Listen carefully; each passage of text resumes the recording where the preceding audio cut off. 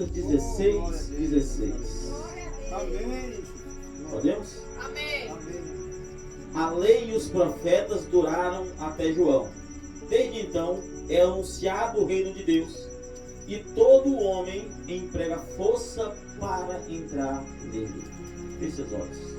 Senhor Deus, Oh, aleluia, glória. que o Senhor possa falar mais ainda em nossos corações. Tome em tuas mãos os teus servos que aqui estão. E aqui, Deus, estamos neste culto, ouvindo a tua palavra e pedindo ao Senhor que nos direcione para que a tua palavra esteja entronizada em nosso meio. Graças te damos no nome do Senhor Jesus. Amém. Amém. Pode sentar, meus irmãos. Amém? Amém. Se Deus assim permitir, eu quero falar essa noite sobre comodismo e desespero. Quem está acomodado, ele está muito bem, não é assim? Você está acomodado, então você está muito bem, você não precisa sair daquela situação porque você está em um estado cômodo, um estado bom, um estado em que tudo para você está muito bem. O desespero já é o contrário. Quando você está desesperado, você não consegue ficar quieto naquele lugar porque você está em desespero. E ainda que teu físico possa estar parado, dentro de você há algo ali querendo sair, não é isso? O texto que lemos diz que a lei e os profetas duraram até João. E desde então é anunciado o reino de Deus e todo homem emprega força para entrar nele. Ou seja, desde quando acabou a lei, a Bíblia diz que é anunciado o reino de Deus. E desde que é anunciado o reino de Deus, é empregado força para que o homem possa entrar no reino de Deus. O homem não pode entrar num estado de comodismo. O homem acomodado, o homem que acha que estava tudo bem para ele, o homem que acha que chegou em um nível, em uma situação que ele não precisa mais de Deus, ele está acomodado. E é necessário que ele empregue força, é necessário que ele busque a Deus para que as coisas comecem a realmente funcionar. O que acontece com o mundo religioso? O mundo religioso é assim: você vai na igreja, você está ali entre os irmãos, você volta a viver a tua vida, vive os teus pecados, você não tem compromisso com Deus, você não precisa viver a doutrina, muito menos a doutrina do corpo, os costumes, muito menos a doutrina da santidade, da piedade, da sinceridade, da honestidade, da integridade. Você simplesmente se ilude em um estado de comodismo e diz: eu sou crente. Eu sou crente, eu sou batista, eu sou assembleiano, eu sou quadrangular, eu sou da Deus de Amor, eu sou da Adventista. Mas isso nunca abriu o caminho para ninguém. Isso é um lugar onde as pessoas podem se reunir, assim como pessoas se reúnem em festas, assim como pessoas podem se reunir também para falar de Deus. O que vai realmente fazer com que nós tenhamos acesso com Deus é o nosso nível de compreendimento, de compreensão, mas muito mais o nosso nível de comprometimento. O quanto eu estou comprometido com Deus para ir à frente, para ir adiante. E para isso, eu preciso deixar o estado de comodismo. De ouvir a palavra e aquilo não fazer efeito. De ouvir a pregação e aquilo não surtir efeito. Eu preciso ir um pouco mais adiante. E às vezes Deus nos coloca em um estado de desespero. Deus nos coloca. Se você, por exemplo, estiver na sua casa e com sono, sabe aquelas pessoas que gostam de dormir, mal dentro na cama e já dorme bem, que ronca, basta vir alguma coisa que traz medo. Se for chuva, aquela chuva de vento que você vê que as falta cair, você não vai mais dormir, porque você entrou em um estado de desespero.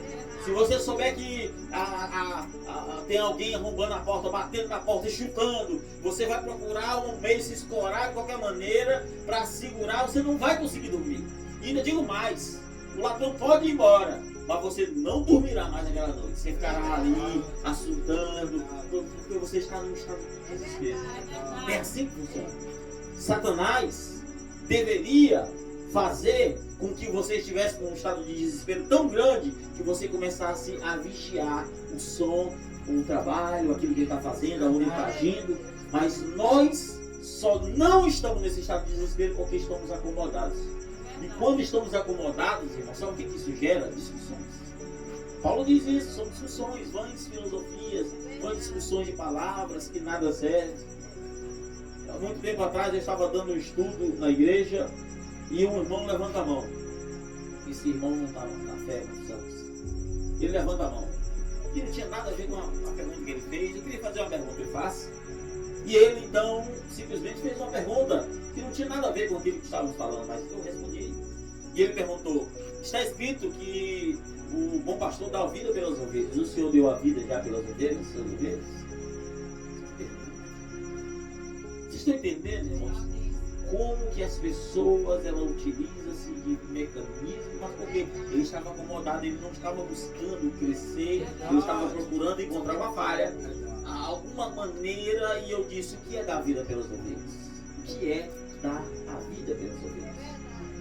E quando eu perguntei, eu mesmo respondendo, disse: você está vendo esse lugar que você está aqui? Isso aqui era uma casa minha, e a igreja não comprou, a igreja não pagou, e eu dei ela. Você sabe essas paredes, esse reboco, e aqui quem mandou derrubar e rebocar, e foi eu, e os irmãos não pagaram nada por isso. O que é da vida? Eu disse: eu ganhava tantos R$1.000 por mês, e hoje não sei o que é ter um salário, porque eu estou vivendo da obra, e o que é. Comecei a falar as coisas que eu estava vivenciando e perguntar para ele o que era da vida. Falava do tempo que nós pagávamos aluguel de R$800, e às vezes eu vendia no móvel de casa para pagar o aluguel e para não ser pesado na igreja, porque o dinheiro que entrava na igreja eu comprava instrumento, era violão, era bateria, eu comprava as coisas e se não tivesse como, vendia alguma coisa, mas sempre manter na igreja da melhor maneira possível. Amém. Então, quando você está acomodado, você será pego de surpresa. Se eu chego e pergunto para você quem é que anda lendo a Bíblia aqui diariamente, você é pego de surpresa porque você não passa de um acomodado. Se eu pergunto quem é que está lendo ou está orando diariamente, que tem o hábito de jejuar, ou que seja, ou que lê mensagem, quem é que está lendo os livros, se perguntar quem é que realmente, você vai ver que pouquíssimos, porque vocês ou nós não passamos de acomodados. Nós somos tão experts em buscar maneiras, vídeos e qualquer coisa da denominação, mas nós não buscamos aonde tem realmente a riqueza, porque nós estamos acomodados. E assim como houve naquele tempo,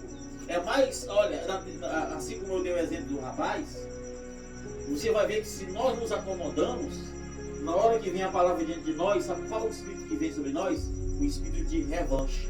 Você quer discutir, você ouve, mas não quer aceitar calado. Vai vir esse espírito. Por que vem?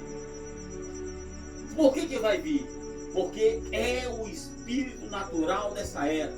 É um espírito de acomodismo, é um espírito que não aceita. E você não precisa nem falar não, esse espírito está lá dentro. Está ali dentro impelindo você de crescer, de aceitar, porque só humilde pode aceitar.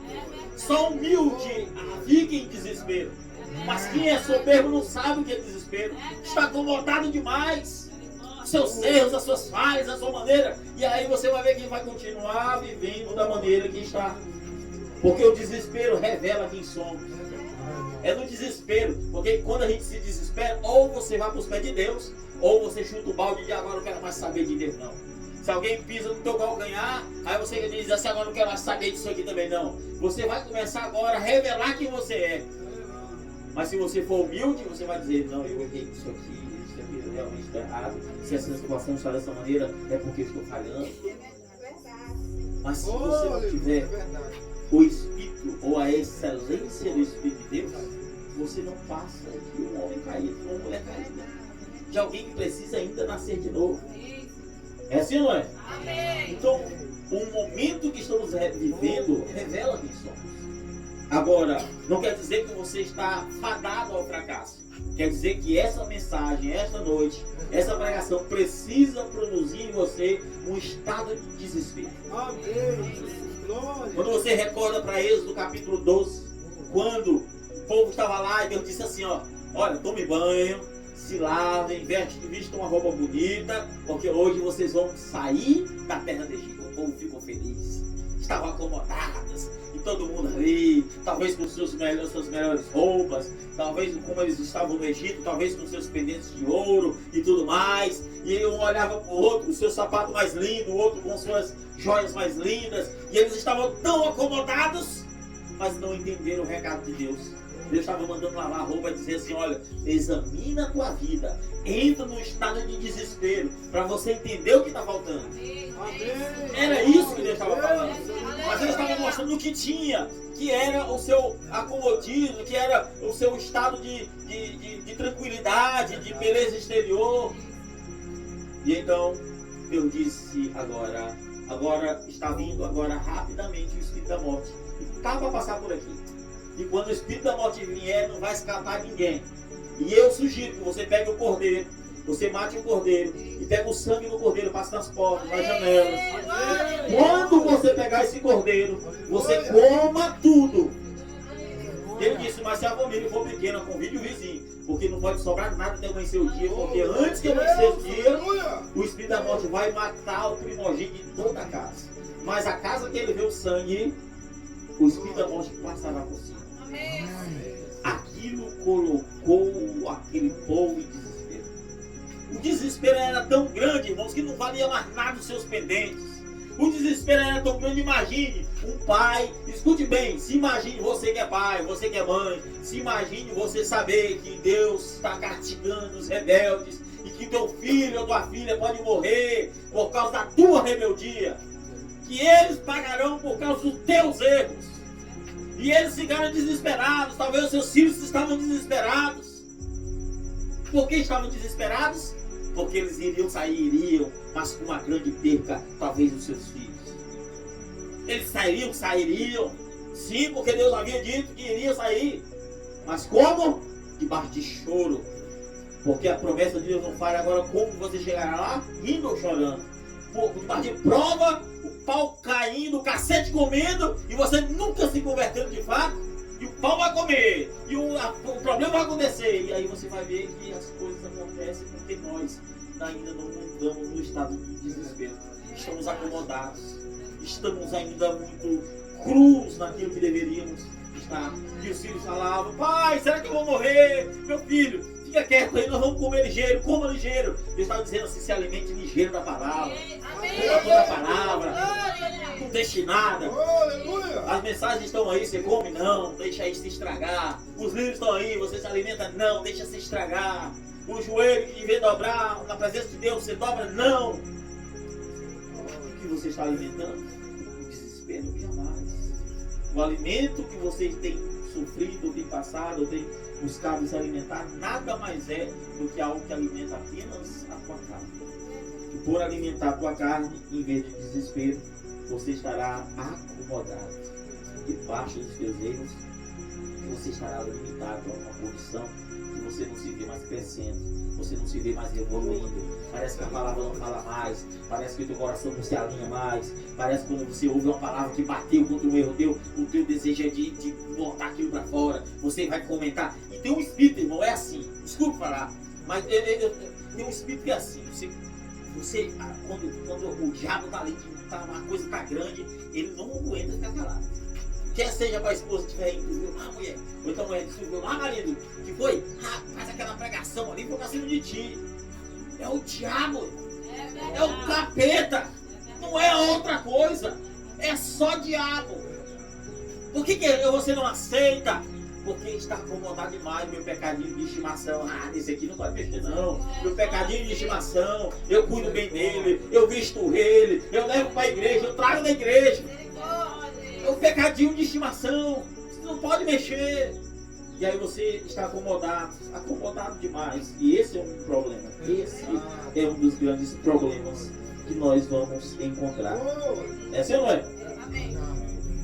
É o desespero.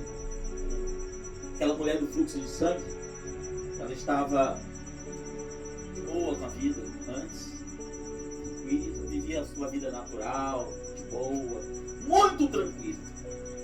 E um dia ela desceu.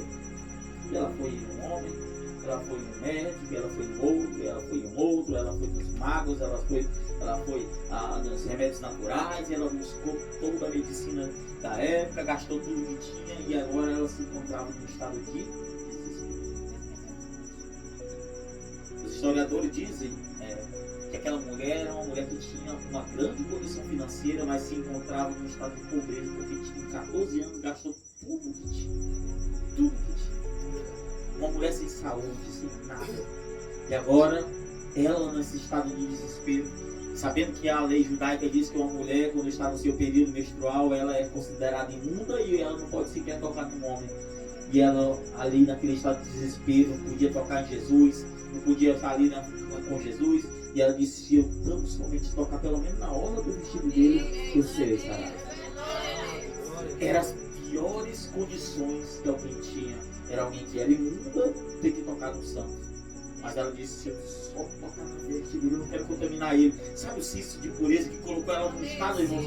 Que eu ia ganhar a Deus, dizer: meu Deus, eu não posso, eu não quero profanar o santo. Ele é santo na pontinha do vestido dele. Senhor, se eu tocar só lá, deixa só na pontinha do vestido.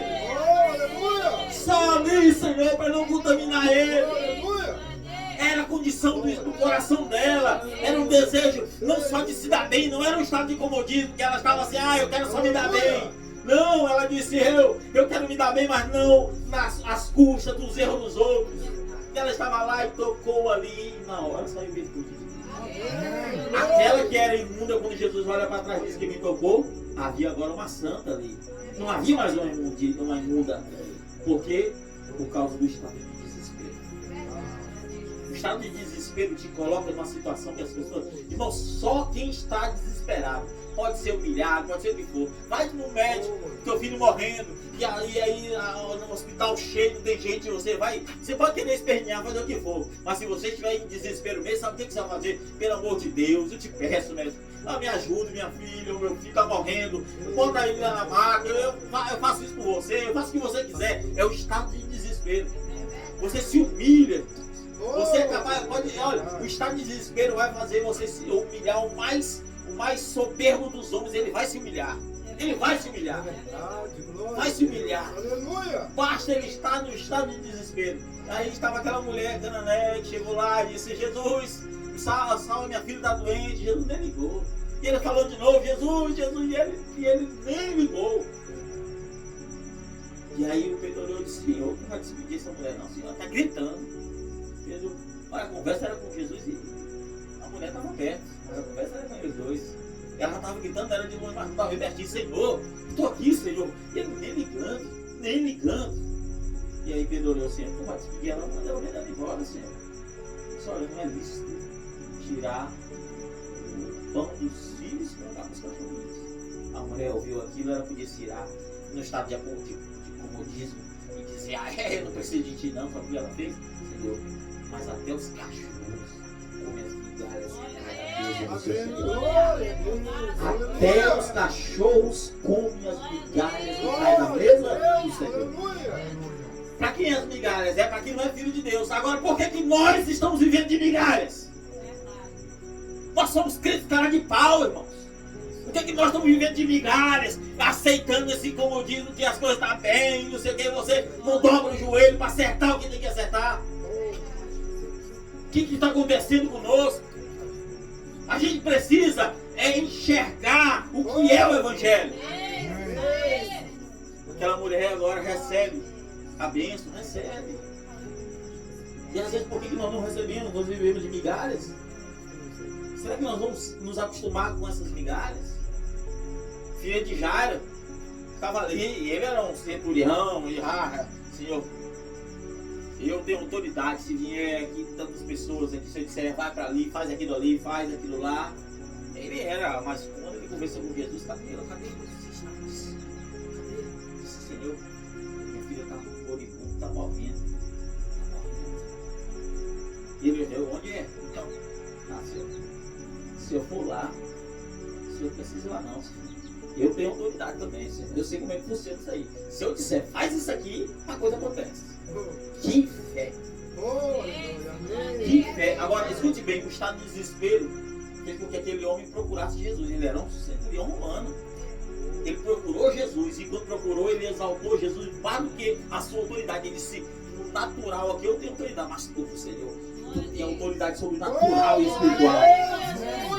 Jesus disse, nunca vi tamanha fé. É o estado de desespero.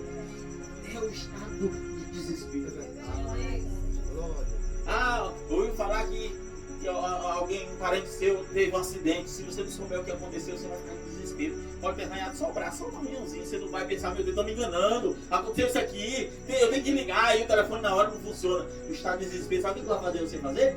Você vai dobrar o joelhinho, vai dizer, ô Senhor, eu faz tempo que eu não oro, Senhor, faz tempo que eu não falo mais contigo. Aí você nessa hora vem fé, nessa hora vem ânimo, nessa hora vem língua estranha, nessa hora vem tudo. Porque foi o desespero que te colocou de joelho. Foi o desespero. Mas o estado de acomodismo, aí um diz assim, rapaz, vamos orar, vai melhorar um pouquinho na fé, olha, muda isso aqui, deixa isso aqui. Aí você está ali calado, você não diz nada, às vezes você tem uma palavrinha para dizer. Quando não é, lá dentro tá remoendo, porque é um capeta dentro de você. E aí você vai ver que aí você precisa descer um pouquinho, ser mais humilde. Porque se Deus te colocar num estado de desespero, meu irmão, você vai ver o tamanho do cacete que desce. O cacete de Deus, meu irmão, não quando você pega um cachorro e bate na chicotada nele, ele sai, não, o cachorro de Deus é aquele que nos ensina. É aquele que pega assim, sabe aquela pancadinha que você tá sentindo, passa dia e tá sentindo ela, tá sentindo, você tá entendendo, irmãos? É isso que Deus faz com a gente. Jonas estava ali, eu sou profeta, Jonas, eu sou ganhador de almas. Jonas estava ali na sua autoridade, no seu ofício, na sua função verdadeira, sim, mas ele estava acomodado. Ele pregava entre aquele seu povo e Deus disse, você está muito acomodado, Jonas. Vai ali, lá para Nínive, lá. Quero ver tu pregar lá. Ele, eu vou, Senhor, eu vou sim, o Senhor está me mandando, eu vou. Tinha um navio indo para Nínive, que era o lugar que a gente ir, e outro indo para Tarso. Eu acho que se eu pegar um navio errado aqui, ninguém vai perceber. Deus não vai ver. Deus está para lá, está me esperando lá. E eu vou para cá. Sabe, o capeta é assim. Deus está querendo que você vá para um lado e o diabo da gente venha para cá. E aí você vai. Quando você está no estado de comodismo, você vai. E aí o que acontece? O que acontece? Quando você vê, Jonas pega, Deus colocou no estado de desespero. O que aconteceu? Um vendaval tão grande, irmão. E não foi só Jonas, não. Foi quem estava com Jonas. Todo mundo que estava com Jonas. Porque Deus não abençoa desviado. E desviado não é quem está no mundo, não. Desviado é quem está na presença de Deus, mas não tem mais ânimo, não tem mais força, não tem mais virtude, não quer fazer a obra. João não queria fazer a obra, a não ser a dele, mas não a de Deus não. Aí ele chega, volta ele para fora, tem que resumir aqui. Lança Jonas para fora, depois que perderam todas as suas riquezas, depois lança Jonas fora. Se Jonas tivesse avisado, disse, Senhor, começou a chuva aqui, joga eu para fora, não joga as coisas de vocês não. Depois que ele não tinha mais nada para perder, ele disse, você não tem mais nada não? Vocês estão em desespero, agora pode jogar eu, porque o culpado aqui é eu. Aí que eles jogaram com gosto mesmo, irmão. Aí que eles jogaram, disse, agora tem gente dizendo aqui. Agora, olha, observe, muito embora a Bíblia diz que eles temeram de fazer aquilo, porque é um Deus, escute bem, o Deus, quando ele disse assim, quem é o teu Deus? Um disse, meu Deus é o Deus o Deus do Monte Grande, o outro, qual é o teu Deus? O meu é o Deus do vento, e o outro, qual é o teu Deus? E aí quando perguntaram para Jonas, meu Deus é o Deus que criou os céus e terra. A Bíblia diz que eles se atemorizaram de uma maneira. E quando Jonas disse, me lança fora porque eu estou em desobediência, ele disse, não, se não fizer isso, o teu Deus vai nos matar, o nosso não vale nada, mas o teu é o que criou tudo. Eles estavam em desespero, lançaram fora. Aí veio um grande peixe e levou Jonas. Aí Jonas se desesperou, Senhor, se o Senhor me livrar, eu vou lá sim, Senhor. Oh Deus, tu vai me deixar morrer aqui, eu estou dessa maneira. E o que acontece? O que acontece quando ele vai? Aí Deus ouve a oração de alguém em desespero, sempre ouve. Basta você estar no espírito correto, e o desespero te coloca no espírito correto. Quando ele estava lá, aí a Bíblia diz que quando Jonas começa a andar na cidade de Nínive, a Bíblia diz que as pessoas oraram e disseram, este é diferente dos outros. Observe que o estado de desespero faz você ser diferente. Porque a denominação anda na conformidade da vida, anda conformado da maneira que são. Ei, só aquele que entrou em desespero sabe que ele é diferente. o desespero que vai fazer isso. E aí ele foi lá, pregou, ganhou ali, até nesse dia até o jumento jejuou. O rei disse: não é para deixar nem jumento comer ele aqui não. É para jejuar até os animais. Porque tamanha era a pregação de Jonas. Mas quando o desespero passou, porque Jonas agora cumpriu. Quando ele chegou lá cansado, aí Deus fez uma sombra, no outro dia o pé da borboleta morre, aí Jonas acorda com o solzão, preguiçoso, solzão, vai acordar com o solzão, acordou tarde, irmão. Solzão, ele, rapaz, um dia esse negócio desse é melhor morrer do que viver. Que isso, Jonas? Não plantou isso aqui? Não foi tu que fez nascer? Por que está reclamando? Porque o sol está sobre ti? Se é assim, é coisa que eu não queria pregar, porque eu sabia que ia salvar todo mundo. Eu não queria a morte dos outros. Às vezes Deus tem que tratar com a gente, porque às vezes nós não estamos ainda no espírito correto. Às vezes Deus nos coloca em desespero, Ele quer nos mostrar algo e nós ainda continuamos no espírito errado. Isso quer dizer que depois que eu sair daqui, você ainda pode sair daqui com o espírito errado. Se você não acertar com Deus, você pode sair com o espírito errado. Ah, pastor, mas é uma pregação que o primeiro culto do ano está muito dura. Duro não duro é o inferno. É verdade. Difícil é o inferno, que não tem mais saída para você. Você deve louvar a Deus e dizer: graças a Deus que Deus enviou um pastor que tem coragem de pregar o evangelho, que bate de verdade, que ensina a justiça. Amém? E aí você vai ver que é assim. Noemi, Ruth, o esposo, o filho de Noemi, o marido, tá tudo muito boa, tranquilo, cheio de riqueza. Pegar e dizer: não, vamos sair dessa terra aqui. A casa do pão, ficar aqui na palavra, não, vamos fazer o seguinte: vamos sair daqui, vamos para uma terra estranha. Vamos sair um pouquinho, nós vamos viver na igreja, não dá certo não, levou a família. O que aconteceu? Fora da fé, você morre. O marido de Noemi morreu. O filho de Noemi morreu. Só sobrou ela e as duas noras. Os homens, que eram os provedores, morreram tudo. Quem provém, é aquilo que eu disse: Deus vai mexer na cabeça, no chave, que é o que vai destruir. Mexeu lá, quando mexeu lá, quando a coisa bagunçou lá, Noemi, certo? Olhou, vão embora, porque não tem mais filho. E mesmo se eu tivesse um dia que casar de novo e nascesse filho, vocês não iam esperar isso crescer, vocês iam ficar velho. Aí uma foi logo para os seus deuses, a Bíblia diz. A outra disse: olha, em desespero, disse: Senhora, quando for, eu morrer, eu vou morrer. Se me enterrar aqui, eu vou ser enterrado. O estado de desespero, imagine, o desespero, você só tem uma única pessoa e ela, todos morreram, só tinha aquela, não tinha mais ninguém. Então onde ela ia fazer? Ia se distanciar, ia buscar os seus deuses que nada são. Às vezes nós precisamos entender que Deus muitas vezes permite que algo aconteça em nossas vidas para a gente se alinhar, né? Para a gente se alinhar. É assim, não é? Porque é sempre em desespero que Deus responde com poder, sempre. Em 1906 começou aquele grande mover do Espírito Santo da Rua Azusa, não é isso? Aí começou a coisa a crescer, em 1907 a coisa estourou. Mas o que tinha acontecido antes? Primeira Guerra Mundial. O povo entrou em desespero. Meu Deus, o mundo entrou em guerra. Jesus está voltando, porque é a primeira vez que eu ouvi falar numa guerra em que não era mais uma guerrazinha de uma coisa, uma facçãozinha, não, era guerra entre países. Não era mais como o texto da Bíblia, que era uma nação contra outra nação. Era nações contra nações e nações contra nações. E bomba, e guerra, e bomba nuclear e tudo mais, e tiros. E eles pensavam, e os homens indo para a guerra, e pessoas voltavam mortas. E eles pensavam: Jesus está voltando. O que Deus fez? Respondeu com poder. E a igreja era vitoriosa, era poderosa. A história conta de pessoas ímpias estavam andando na rua ali, chegando lá na quadra, lá onde tinha a igreja. Quando chegava lá, caía, cheio da presença de Deus, já levantava convertido. Outros caíam endemoniados, outros caíam doentes, já levantava curado. Não é como hoje, não. Você vai na igreja, cai uma alma cebosa, levanta a mesma alma cebosa. Era uma conversão que existia. E aí você vai ver que era assim. As pessoas iam para a igreja, ali eles não queriam ser um maior que o outro, todo mundo queria aprender a palavra, todo mundo queria. Aí quando acaba a Primeira Guerra Mundial, a igreja entra no estado de comodismo, a igreja se facciona de novo, aí denomina a Assembleia de Deus, aí não sei o que, aí as conversões, aí voltaram a Trindade de novo, aí houve uma profecia que disseram que era para batizar o povo no nome de Jesus, aí um se levanta e diz: não, a teologia nos ensina que é o nome do Pai, Filho e Espírito Santo. Começou nas suas maneiras naturais. E aí o povo estava ali de novo numa fase muito terrível, porque eles estavam incomodados, igreja sem vida. E o que acontece? Foca agora em 1936, a Segunda Grande Guerra Mundial. Na Segunda Guerra Mundial a coisa cresceu. Aí houve aquela bomba atômica lá no Japão, aí a coisa cresceu. Aí a era dos aviões, aí agora já tinha aviões e coisas mais.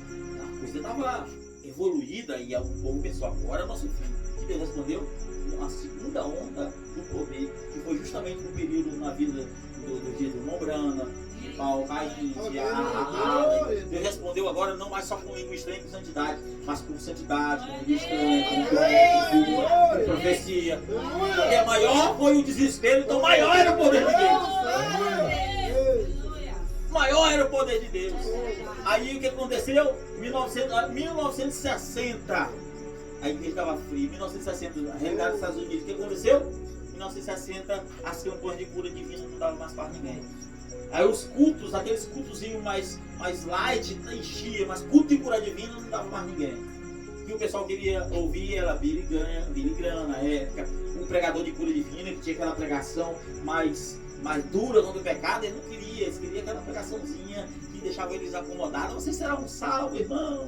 Creia em Jesus que você já está salvo. É aquela pregação que eles queriam. E o que aconteceu? Cada pregador foi falhando, foi deixando de pregar a cura divina, porque não havia mais pessoas que estavam ali a ouvir a cura divina. E hoje, esse estado de acomodismo está de uma maneira tão grande que hoje as pessoas estão numa crise de identidade que elas não sabem quem são. Elas não sabem o que é ser crente, elas não sabem o que é ser cristão, não sabem o que é ser evangélico, não sabem o que é nada. Não sabem como se vestir, não sabem como andar, não sabe nada. Não sabe mais nada. E aí, qualquer momento desse vai implodir uma terceira guerra mundial. E aí você vai ver, olha, certa feita eu estava viajando, estava João Pessoa, se não falha a memória, eu conheci um baixinho africano. Ele você não sabe o que é desespero. Ele não falou o nome de desespero, mas dentro da pregação de hoje, ele dizer, você não sabe o que é desespero. Aqui no Brasil você não come, até para vocês comerem casca de banana, nós comíamos, não era banana, nem a casca de banana, porque não tinha, nós comíamos, era bananeira mesmo. Pegava a bananeira, cortava e fazia sopa das cascas da bananeira para nós sobreviver. Ele disse, olha, eu cansei de ver pessoas que tinham casas, casonas, e trocavam a sua casa inteira, sua casa, e um saco de arroz. Ele disse, você sabe o que é um país quebrar, um país não ter nada mais, e nós estamos ali desesperados. Mas ele disse, foi o tempo que eu mais vi cura e milagre. Ele disse, foi o tempo que nós vimos mais poder. Ele disse, só na nossa igreja houve 2 ressurreições nessa época. Aí agora a coisa não veio mais nada. A pessoa não curar mais nem de dor de cabeça. As pessoas estão incomodadas. As pessoas não buscam a Deus. Mas no dia da Bíblia, o povo estava vivendo em desespero quando começaram a pregar. E Cornélio, cheio do Espírito Santo, pregou e foi logo morto. A igreja se desesperou, saiu, foi todo mundo lá de Israel, de Jerusalém, saiu e começou a ganhar o mundo. Mas por que eles saíram? Porque Deus teve que colocar eles em desespero. Eles tiveram que ganhar o mundo porque a igreja estava acomodada. Prega o evangelho, eles estavam lá, pregando para quem? Para os judeus, os que já conheciam, os que viram 3 anos e meio Jesus pregando. E aí Deus disse, tem que botar você em desespero. Quando Estevão foi morto, ele disse, rapaz, esse homem cheio do Espírito Santo foi morto, imagine nós aqui, bora sair. E aí quando criaram comunidade no lugar, foi para a Itália, foi para Roma, foram para outro lugar. Aí começaram a ter várias comunidades, várias igrejas, vários lugares. Aí o pregador estava lá e começava a pregar, e aí o evangelho começa a crescer. Aí eles começam a se acomodar. O que aconteceu? O Império Romano começa agora com perseguição, e matava, torturava, prendia, e Jerusalém empezava a poder de novo. A igreja rugia como um leão, cavava cavernas na rocha, e debaixo do chão, e vivia lá no escuro, que ele não sabia quem era quem. Aí fazia pequenos buracos nas cavernas para quando acendia o fogo, a fumaça não saía só no lugar, porque o pessoal de longe já sabia que tinha fumaça. Tudo era estratégico, fazia culto, sabe aonde? No cemitério, onde eles não esperavam que tinha uma vida. Ali eles iam lá longe, porque cemitério não é como hoje, que é pertinho da cidade, não. Iam lá longe para fazer cultos. Sabe de que eles viviam? Era caçando, procurando um lugar que tinha água para levar para a família. Eles não tinham herdades, não tinham nada. Porque eles estavam em desespero para servir a Deus. E alguns imperadores disseram: você tem chance de escapar com vida. Denuncie o seu Deus. Sabe o que as pessoas faziam? Se jogavam de cima da coluna, porque era a última oportunidade. Se jogavam de costas nessa história, para não ver o buraco, mas não renunciavam à fé. Você sabe o que Nero fez? Nero fez a cidade, você sabe, não tinha energia. Nero pegou cada homem, empalou eles nas estacas e acenderam para que eles fossem tochas humanas. Os crentes sendo tochas para acender uma cidade. Que desespero era aquilo. Imagine pessoas gritando de dor de ser queimado. Não é? Imagine alguém queima e a dor e subindo e aquela morte ainda não chega. Imagine isso. O desespero. Eles podiam negar a fé. Quantos não negaram? E quantos não permaneceram? E hoje, uma geração nossa tão acomodada com essa vida light, essa vida que nada passa, aí nós deixamos o evangelho de lado. Porque nós não sabemos o que está em desespero. E eu vou dizer para você, irmãos, a Bíblia diz que nunca houve nem haverá tamanho desespero como nos dias finais. E por que nós vamos passar por desespero? Porque nós não estamos muito mal acomodados. Então haverá a grande tribulação, porque a grande tribulação é justamente para esses que forem enganados não, porque nós somos avisados. Enganados ali, Deus, pelo desespero. Entra no desespero aqui. Entra nesse desespero da grande tribulação. E a Bíblia fala de mortes, fala que as pessoas clamarão e dirão: montes caiam sobre nós, rochas nos mate. E a Bíblia dizia: a morte fugirá deles. Você sabe o que é desespero? Deus vai mostrar para um povo que nunca soube o que é desespero, o que é estar desesperado. E como eles vão se salvar? A Bíblia diz que pelo sangue. Não no sentido, claro que é o sangue de Cristo que salva, mas quer dizer que eles morrerão. A Bíblia diz que eles serão mortos. Eles serão mortos. É necessário que sejam mortos. Os salvos são aqueles que morreram. Estou falando que é salvo na minha tribulação, né? São aqueles que morreram. Mas por quê? Porque tinham uma chance, tinham uma oportunidade e não valorizaram a oportunidade. Eu poderia falar de Jacó, poderia falar de Ana desesperada, eu poderia falar de vários personagens aqui, a mulher sunamita, aquela senhora de idade, velhinha, que estava ali, olhou assim na mesa e disse: filho, nós não temos mais nada, filho. Nada! Tipo, mãe, nós não temos nada. Eu tenho uma botija assim com azeite e um pouquinho de farinha na botija. Só que eu tenho. Não tenho mais nada, só esse pouquinho de azeite e esse pouquinho de farinha. Filho, o azeite até dá para fazer outra coisa, mas a farinha só dá para uma tortada aqui, só dá para nós comer aqui. Nós vamos comer e vamos morrer. 3 anos e meio sem chuva. Não podia plantar nada, não tinha mais água, não tinha mais nada. A Bíblia diz que a fonte onde ele estava secou. Até Elias teve que sair de lá, porque a fonte secou. Porque a Elias estava lá, de boa. Deus mandava um corvo, levava o carrinho para ele. A água estava na fonte, ele estava de boa. O que Deus fez? Ele disse: vou secar a fonte para a gente saber. Vou ficar acomodado, Deus está em desespero, estou aqui. Aí ele saiu de lá. Estou precisando de uma água. E estou com fome, o corvo não veio mais. Cadê o corvo? O corvo não veio, não tem água. Ele chegou lá e disse: mulher, prepara uma merenda aí para mim. A mulher está em desespero, disse: Senhor, você não tem nada, tem uma botija com azeite e um restinho de farinha. Faz para mim, mulher. Mas quando ele disse: faz para mim, Deus já estava ali. Deus já estava. E aí ela fez. Olha, se ela fosse outra, ela não, é o servo do Senhor, é o profeta de Deus. Ela pegou e fez para ele. E ele disse: mulher, o que sobrou aí? Senhor, a farinha acabou tudinho. E o resto de azeite, depois está com uma vazia de azeite lá. Mas para ela é cedo também. Ela pegou, tinha uma. Eu vou dizer para você, não vai achar que a vazia estava cheia de azeite, então ele pegou um carro melado de azeite. Passei assim que era o restinho que ela tinha ainda. Melado de azeite, ele pegou e cada bacia ele encheu. E começou a pegar aquele meladinho de azeite. O meladinho virava e enchia a outra panela. O meladinho vinha e enchia a outra panela. O meladinho lá enchia a outra panela. E antes de terminar, ele falou: mulher, não tem mais panela aí não. Ela disse: eu não tenho não, mas eu vou pedir os vizinhos. Ela pediu os vizinhos. Porque até os vizinhos foram abençoados. Você acha que ela ia ficar com as panelas dele sozinha? Não, ela tá aqui com a panela aqui. Mas é o seguinte, eu tô com as tuas panelas, eu vou te comprar umas panelinhas pra você aqui. Mas toma esses azeites pra você. E esse aqui é de graça também. Mas deixa essas botijas aqui na... Sabe, ela estava ali abençoada. Ela abençoou os seus vizinhos. Ela pode trocar o azeite em comida. Você tem azeite? Não, tem não. Eu tenho muito azeite. Traga minha comida aqui. Você tem o quê? Ah, não, eu só tenho um saco de arroz. Pois vamos dividir aqui, eu te dou tanto de azeite. E aí você acha que precisou de muita coisa? Olha, eu quero dividir um dia por dia. Porque quem tem um coração bom não vai achar que vai estar vivendo, está bem sabendo que os outros estão mal. Isso nunca foi o coração de um cristão. E aí Deus só tinha provido uma chuva. Deus tinha provido uma chuva por aqueles dias. Deus ia prover uma chuva. Ela não sabia. Mas Deus estava procurando e mostrando que é através do desespero que Deus nos abençoa. É através do desespero que Deus vai nos abençoar. Olha, eu volto a dizer, eu poderia citar, eu tenho muitos personagens para citar aqui, muitos personagens para citar.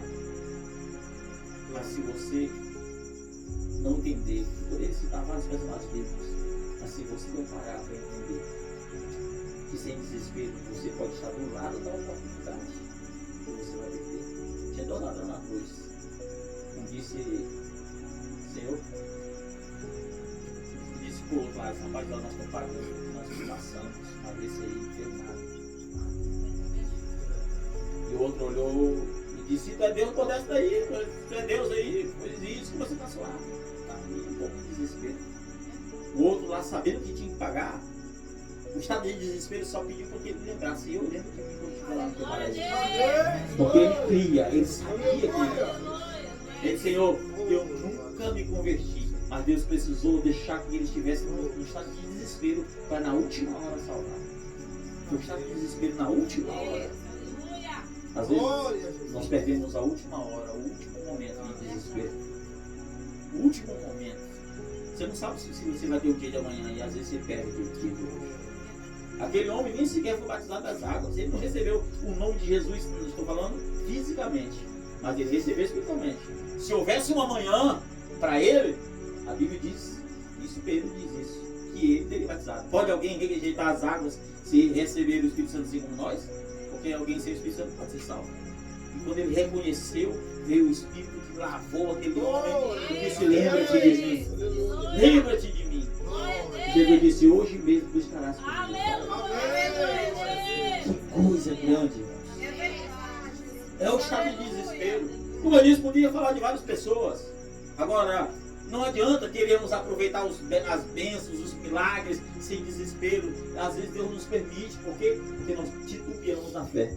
Pedro, quando viram Jesus, ai Senhor, era desespero, não, era só medo mesmo. Senhor, quem é? Sou eu, Jesus não tenha medo. Jesus não disse, ei, para de desespero, não, Jesus não tenha medo.